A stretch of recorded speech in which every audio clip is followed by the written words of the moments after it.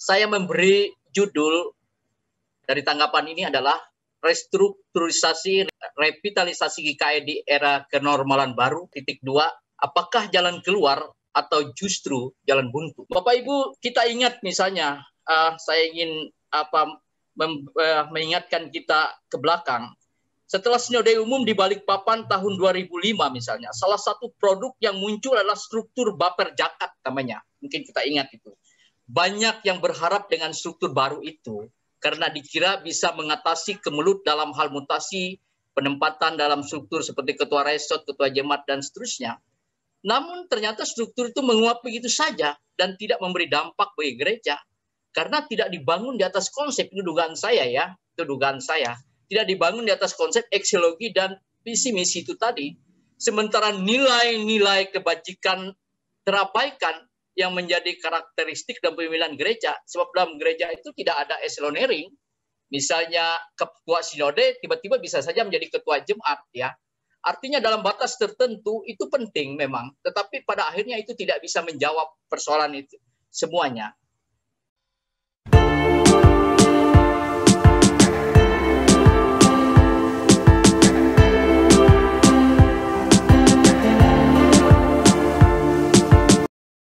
Bingkai eklesiologi dan visi misi kita, maka sesungguhnya majelis sinode wilayah itu tidak hanya didirikan di Kalimantan Tengah, harusnya kita dirikan juga di Kalimantan Barat, harusnya juga kita dirikan di Kalimantan Timur, Kalimantan Selatan, dan juga tentu di Jakarta ini.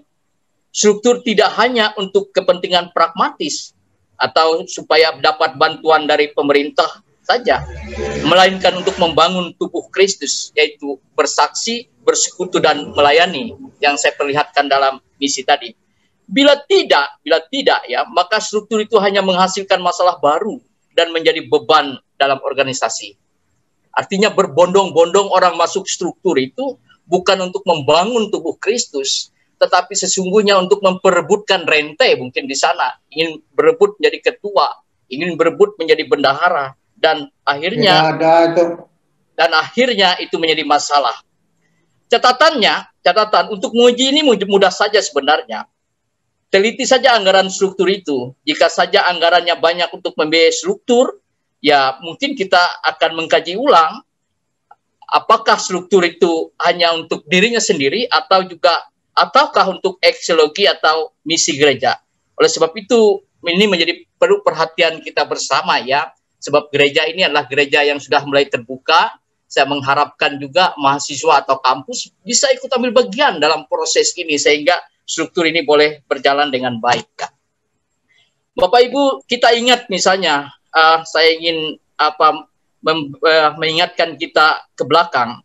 Setelah Sinode Umum di Balikpapan tahun 2005 misalnya, salah satu produk yang muncul adalah struktur Baper Jakat namanya. Mungkin kita ingat itu. Banyak yang berharap dengan struktur baru itu karena dikira bisa mengatasi kemelut dalam hal mutasi, penempatan dalam struktur seperti ketua resort, ketua jemaat, dan seterusnya. Namun ternyata struktur itu menguap begitu saja dan tidak memberi dampak bagi gereja karena tidak dibangun di atas konsep, itu dugaan saya ya, itu dugaan saya. Tidak dibangun di atas konsep eksiologi dan visi misi itu tadi. Sementara nilai-nilai kebajikan terabaikan yang menjadi karakteristik dan pemilihan gereja. Sebab dalam gereja itu tidak ada eselonering. Misalnya ketua sinode tiba-tiba bisa saja menjadi ketua jemaat ya. Artinya dalam batas tertentu itu penting memang. Tetapi pada akhirnya itu tidak bisa menjawab persoalan itu semuanya. Bapak Ibu yang saya kasih dalam Yesus Kristus, tentang revitalisasi, kita akui bahwa struktur banyak tidak berfungsi. Saya setuju dengan banyak pemateri dan tidak difungsikan termasuk dalam pengelolaan yang tidak dikelola dengan maksimal. Menurut saya alasannya adalah karena gereja tidak melibatkan orang banyak dalam struktur itu dan hampir semua struktur itu tidak didistribusikan sebagai pekerjaan bersama. Padahal gereja itu terletak pada fungsi dan relasinya sebagai kolektif kolegial. Nah ini, oleh sebab itu tidak didistribusikan. Saya mendukung struktur itu juga adalah bagian dari mendistribusikan alat Allah ya. Tetapi sekali lagi saya tidak menggunakan sebagai sharing kekuasaan. Bapak Ibu yang saya kasihi, kita ambil contoh misalnya ada banyak ya komisi-komisi di Majelis Node, ketua yayasan pendidikan, semua dikerjakan oleh Majelis Node. Saya khawatir Majelis Node bisa kehabisan napas mengerjakan ini sendiri, begitu ya. Oleh sebab itu disinggung juga tentang dunia usaha, pemanfaatan lahan yang luas sepertinya terlantar dan lain-lain. Hal ini yang harusnya direvitalisasi atau dihidupkan kembali. Seperti saya katakan di atas, bahwa gereja proaktif adalah gereja yang tidak bisa hanya dikendalikan oleh pimpinan sinode saja, tetapi buatlah itu melibatkan orang sebanyak-banyaknya. Persoalan kita yaitu visi gereja yang lemah, pertama ya, ditambah lagi eksiologi kita juga yang mungkin tidak lemah, yang lemah begitu. Diperparah lagi dengan tidak ada nilai-nilai kebajikan, begitu. Nilai-nilai kebajikan itu kan rendah hati, saling berbagi, pengorbanan dan seterusnya, begitu. Ya lengkaplah begitu. Akhirnya karena ketiga-tiganya itu menjadi lemah.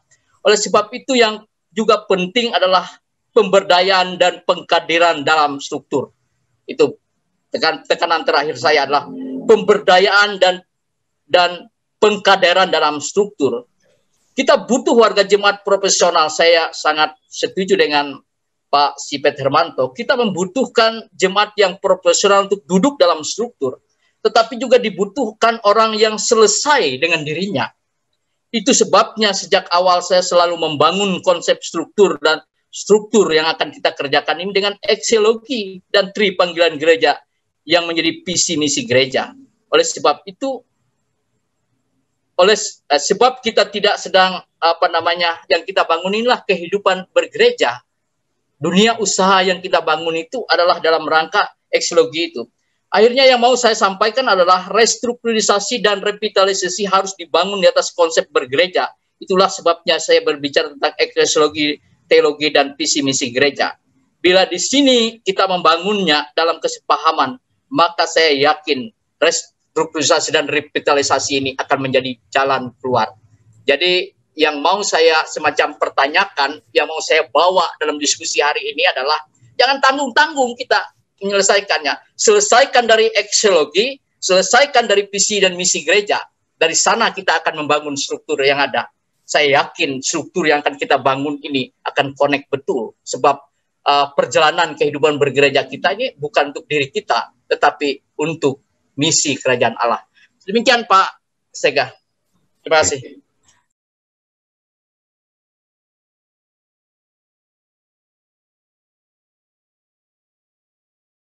Nah, yang sebelah kanan yang baru ini, yang meliputi Majelis Sinode Provinsi, wilayah kerja provinsi, wilayah kabupaten, itu khusus untuk, ya, itu yang baru.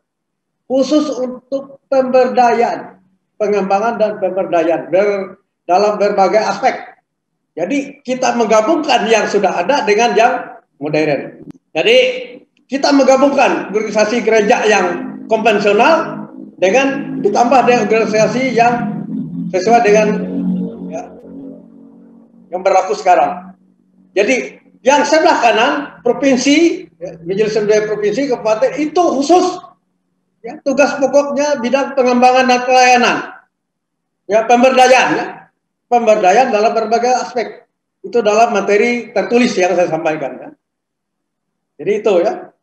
Nah, jadi jangan menganggap kami ini materi yang kami sampaikan ini sebagai provokatif, bukan. Ini bentuk kecintaan kami terhadap GKI supaya kita keluar dari lorong gelap yang disampaikan oleh Pak Teras tadi.